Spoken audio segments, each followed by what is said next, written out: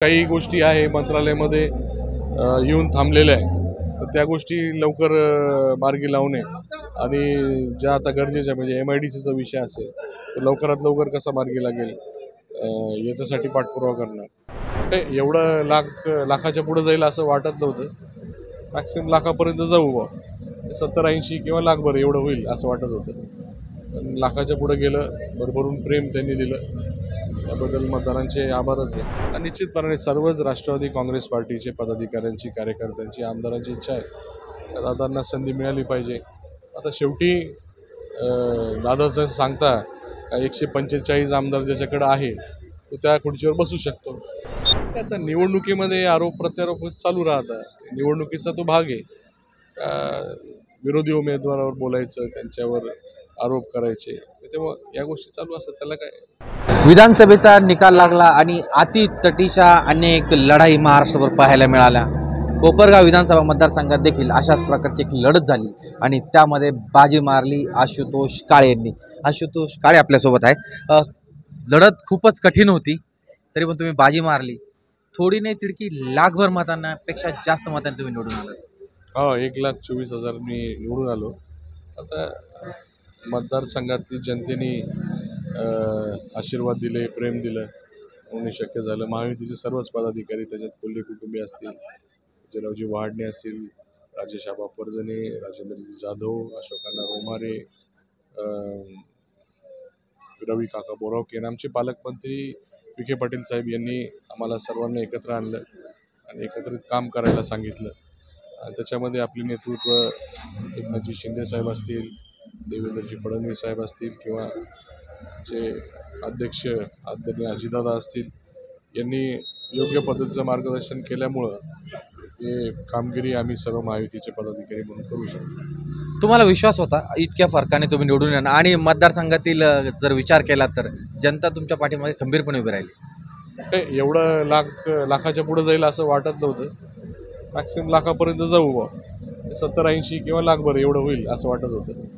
पण लाखाच्या पुढे गेलं, भरभरून प्रेम त्यांनी दिलं, त्याबद्दल मतदारांचे आभारच आहे, त्यांचे पदाधिकाऱ्यांचे आभार आहे. आज कसं नियोजन असणार तुमचं मत? आज सध्या तुम्ही देवगिरीवरती बैठकीसाठी आलात होता.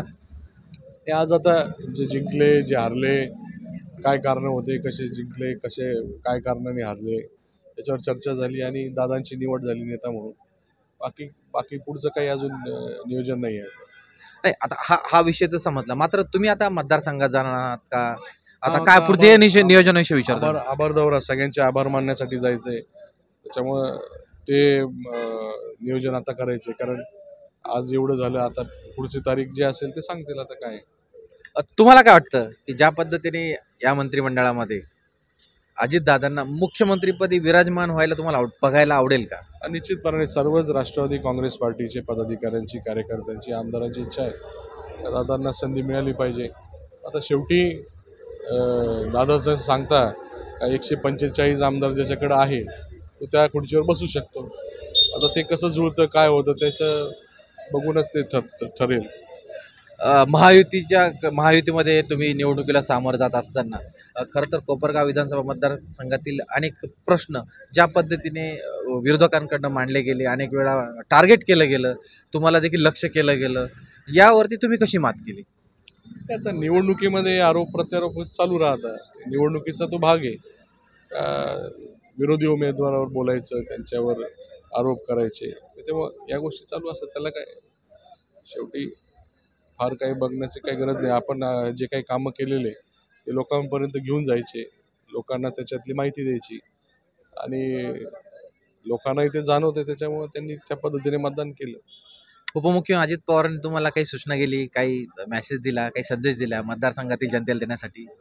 नाही, आभार दौरा करून या असं सगळ्यांनाच सांगितलं. मला व्यक्तिगत नाही, सगळ्यांना सांगितलं आभार दौरा करून या, लोकांचे आभार माना, सगळं त्या पद्धतीने. बाकी काही वेगळं सूचना काही नाही. तुम्ही आता पहिलं काम कोणतं हाती घेणार असं मतदारसंघातलं?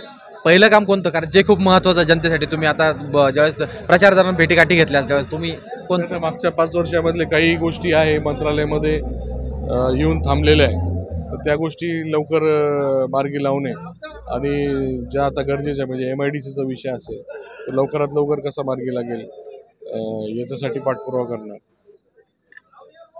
तुम्हाला पुढील भविष्यासाठी खूप खूप शुभेच्छा. लेट्स संवाद साधल्यावर खूप खूप आभार. थँक्यू.